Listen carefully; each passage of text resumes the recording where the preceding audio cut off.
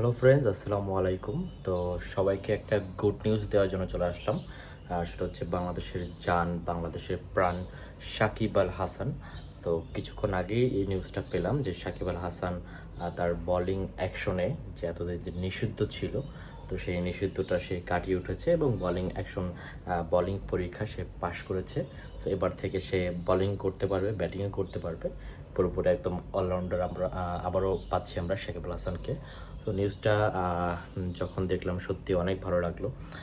এখন সেহরি খেতে ঘুম থেকে উঠেছিলাম। ঘুরতে সময় এখন 4:45।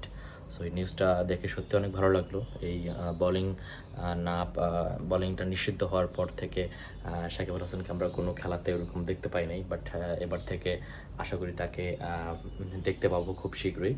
সো সামনেই আইপিএল আসতেছে বা শ্রীলঙ্কান প্রিমিয়ার লিগ হবে।